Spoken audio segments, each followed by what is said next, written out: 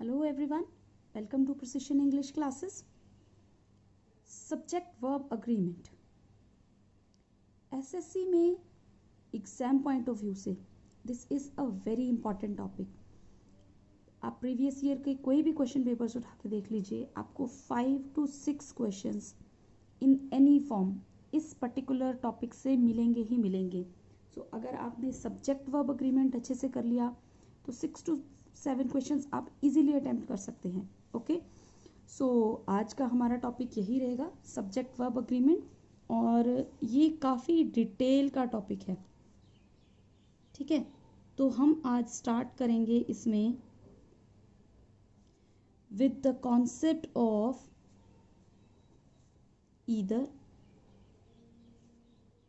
Neither,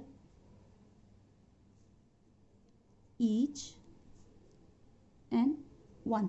okay, आज हम इन 4 words के कॉन्सेप्ट को डिटेल में समझेंगे, कहाँ कहाँ इनको यूज़ किया जाता है.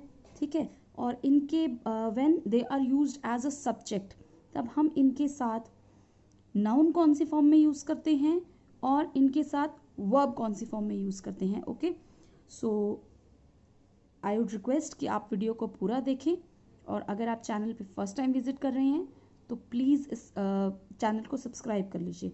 So let's start.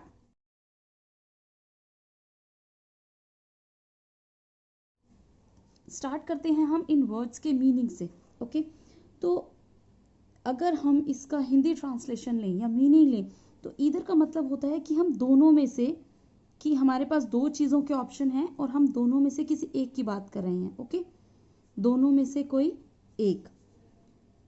उसी तरह नीदर ईदर की ही नेगेटिव फॉर्म है कि दोनों में से कोई भी नहीं,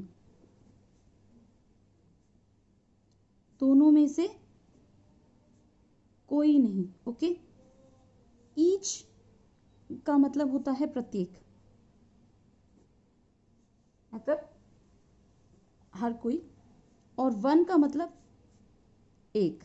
ओके, तो हम देखेंगे कि सेंटेंस स्ट्रक्चर में हमें इनके साथ वर्ब का सिलेक्शन कैसे करना है. ओके, से फॉर एग्जांपल हमारे सेंटेंस की स्ट्रक्चर कुछ ऐसी है, that there is either, neither, each,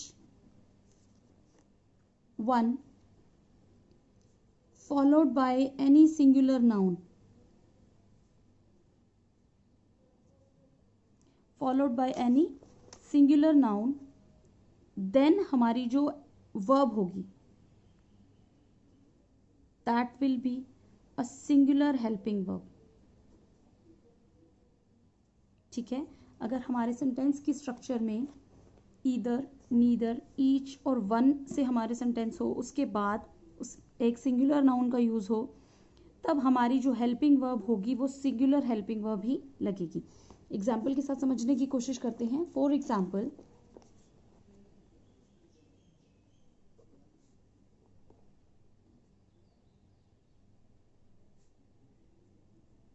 either road dash to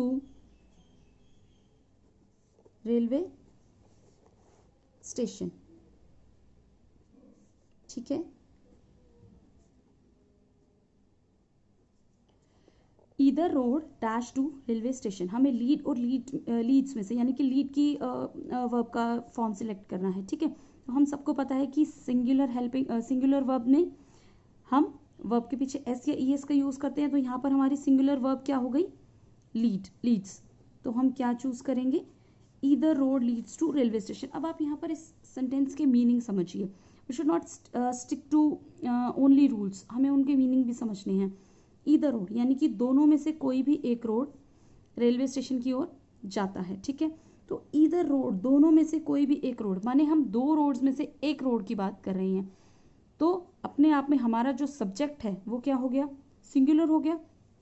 तो हम उसके साथ वर्ब या हेल्पिंग वर्ब भी सिंगुलर ही लेंगे. ठीक है, अगले एग्जाम्पल के साथ समझने की कोशिश करते हैं. Neither girl dash attended the seminar.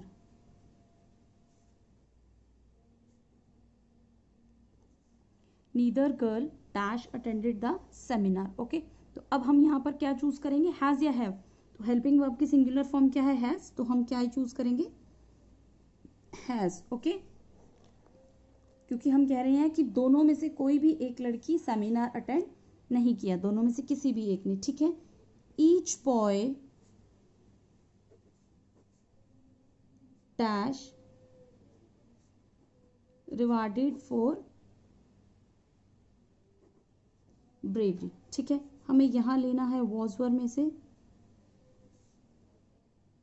और यहाँ हिज देयर में से। अब आप इसको ध्यान से समझने की कोशिश कीजिए। ईच बॉय, हर एक लड़का, मतलब इंडिविजुअली हर एक की बात कर रहे हैं। जब हम ईच कह देते हैं तो हम इंडिविजुअली हर एक की बात करते हैं, ठीक है। अब हर एक की बात कर रही हैं इंडिविजुअली, ठीक है। तो ईच के बाद हमारा नाउन आ गया अपनी सिंगुलर फॉर्म में, तो हमारी हेल्पिंग वर्ब भी क्या आएगी अपनी सिंगुलर फॉर्म में, was. Each boy was rewarded for dash bravery. अब हमारा जो रूल है वो हमने यहीं तक डिस्कस किया कि ईच के बाद हमारा सिंगुलर नाउन और then it will be followed by a singular verb और सिंगुलर हेल्पिंग वर्ब। बट माने यहाँ पर हमें उन्होंने पूछा that in which form will we use the pronoun, in its singular form, in its plural form, ठीक है, क्योंकि हिज सिंगुलर प्रोनाउन फॉर्म में है और दियर प्लूरल फॉर्म में है। अब देखिए, जब क्योंकि पूरे सेंटेंस के मायने हमारे सिंगुलर फॉर्म में निकल रहे हैं, हम ईच बॉय के साथ सिंगुलर हेल्पिंग वर्ब ले रहे हैं, तो हमारा जो यहाँ पर पोजेसिव प्रोनाउन है वो भी सिंगुलर ही यूज होगा, ठीक है। तो this is like going beyond the rules. आपको समझना है कि रूल हमें यहाँ तक एक्सप्लेन कर रहा है, बट अगर हमें एग्जाम ने क्वेश्चन यही पूछ लिया तो हमें देखना है, we have to use the logic that अब हम सिंगुलर फॉर्म में सेंटेंस की मीनिंग्स हमें निकल के आ रहे हैं, देन जो प्रोनाउन है वो भी अपनी सिंगुलर फॉर्म में ही यूज होगा, ठीक है। आई hope I am very much clear. एक बार रूल फिर से देख लेते हैं कि अगर sentence either, neither, each one है सेंटेंस में, तो उसके बाद सिंगुलर नाउन आएगा और हेल्पिंग वर्ब भी सिंगुलर ही आएगी। ओके, अब सेंटेंस की हम एक और स्ट्रक्चर डिस्कस करते हैं, ठीक है। फॉर एग्जाम्पल हमारे जो सेंटेंस में ईदर, नीदर, ईच, वन है, ठीक है, और इनके बाद डायरेक्टली नाउन या प्रोनाउन नहीं है बट लगा है ऑफ, और उसके बाद क्या है नाउन या प्रोनाउन अपनी प्लूरल फॉर्म में।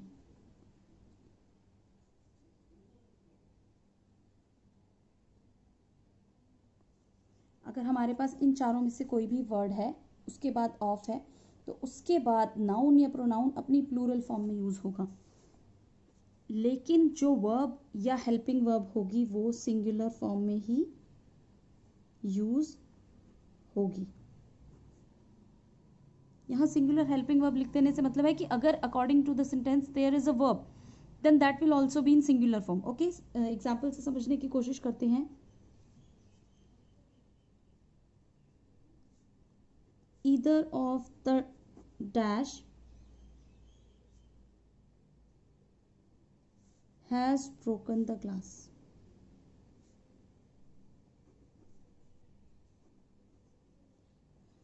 तो either of उसके बाद नाउन हम अपनी प्लूरल फॉर्म में लेंगे, तो हम यहाँ पर लेंगे boys, either of the boys, और जो वर्ब है हेल्पिंग वर्ब है वो हमने अपनी सिंगुलर फॉर्म में लिया, हैज़। हमने यहाँ पर हैव का यूज़ नहीं किया। देखिए, आपको यहाँ पर बॉयज़ को देख के हैव का यूज़ नहीं करना है, क्योंकि either of the boys, either का मतलब दोनों में से कोई एक, तो दोनों में से किसी एक लड़के ने ग्लास तोड़ा है, तो बात हम एक लड़के की कर रहे हैं। अगर हम लिखें either boy has broken the glass, either boy has broken the glass, और अगर हम कहें either of the boys has broken the glass, यहाँ पर भी हम एक लड़के की बात कर रहे हैं और यहाँ पर भी हम दो में से किसी एक लड़के की ही बात कर रहे हैं, इसीलिए दोनों के साथ हेल्पिंग वर्ब हम अपनी सिंगुलर फॉर्म में लेते हैं। यहाँ पर बॉयज़ को देखकर कैंडिडेट्स मिस्टेक करते हैं हैव लगाने की, and this is where SSC question पूछता है in one or the other form. तो हमें ध्यान रखना है कि अगर ऑफ द के बाद प्लूरल फॉर्म में भी नाउन या प्रोनाउन है, even then The helping verb has to be in its singular form. Okay, either of the boys has broken the glass या either of the boy has broken the glass, it means one and the same thing. ठीक है, कुछ और example से समझने की कोशिश करते हैं. जैसे माने हम एग्जाम्पल लिख रहे हैं,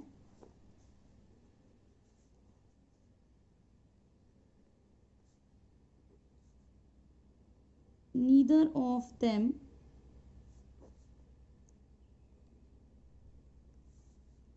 dash his consent for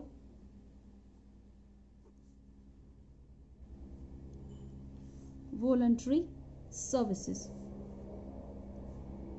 One of the committee members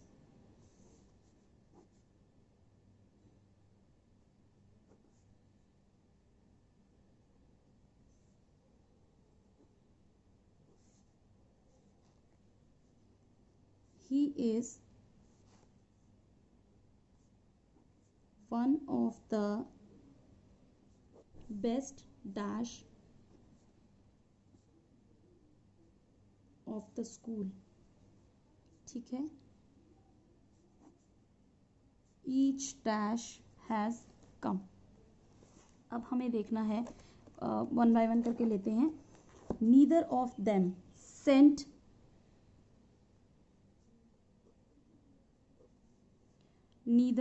them sent dash consent for voluntary services, their or his. neither of, अब यहाँ पर प्रोनाउन प्लूरल फॉर्म में यूज हुआ है. ठीक है, चलिए वर्ब यहाँ पर हमारी पास्ट फॉर्म में है, तो हम यहाँ पर जो पोजेसिव प्रोनाउन लेंगे वो हम क्या लेंगे, यहाँ पर देम के अकॉर्डिंग दियर. देखिए यहाँ पर देम है तो पोजेसिव प्रोनाउन भी तो दियर आना चाहिए. नो, यहाँ नीदर ऑफ देम सिंगुलर है तो यहाँ पर पोजेसिव प्रोनाउन भी सिंगुलर आएगा. आप समझ रहे हैं, नीदर ऑफ देम, हमें यहाँ देम को देखकर दियर चूज नहीं करना. नीदर ऑफ देम यहाँ पर एक इंडिविजुअल की बात हो रही है, इसीलिए पोजेसिव प्रोनाउन भी सिंगुलर फॉर्म में ही यूज होगा. ओके, अगला सेंटेंस है one of the committee members dash knowledgeable. तो यहाँ पर इज होगा या आर होगा, इज होगा, क्योंकि हमें हेल्पिंग वर्ब को सिंगुलर फॉर्म में यूज करना है, इवन दो द नाउन और the pronoun is plural. Okay, अगला सेंटेंस देखते हैं. He is one of the best dash of school. Athlete और एथलीट्स, यहां पर होगा एथलीट्स, बिकॉज द नाउन और the pronoun has to be in plural form. Each dash has come. Student और students, each dash has come, यहां पर क्या आएगा, स्टूडेंट, बिकॉज यहां पर ईच ऑफ द नहीं है. यही अगर हमारा सेंटेंस होता that each of the dash has come, each of the dash has come, student या स्टूडेंट्स, तब हम चूज करेंगे students. Each student has come, each of the students has come. Helping verb दोनों में सिंगुलर रहेगी, लेकिन हमारा जो नाउन है अगर डायरेक्टली हम ईच के बाद यूज करेंगे तो सिंगुलर फॉर्म में, लेकिन अगर हम ईच ऑफ द के बाद यूज करेंगे तो प्लूरल फॉर्म में. इन दोनों सेंटेंसेस के मीनिंग सेम है. इन दोनों सेंटेंसेस के मीनिंग सेम है, literally they mean the same thing, लेकिन due to the difference in structure we are choosing different pronouns. Okay, nouns. Each student has come, each of the students has come. Okay, I hope I am very much clear. अब हम देखते हैं कि error correction में किस तरीके से पूछते हैं हमसे यही क्वेश्चंस. ओके, तो अब हम देखते हैं कि एरर करेक्शन में किस तरीके से क्वेश्चंस पूछे जाते हैं. Neither of them are going to attend the party. Okay, तो अब हमारा इसमें एरर कहाँ पर है, neither of plural pronoun are, तो यहाँ पर हमारी हेल्पिंग वर्ब क्या आएगी, इज. तो neither of them is going to attend the party. ठीक है, अगले सेंटेंस की तरफ चलते हैं. Each of the students has to type their own research papers.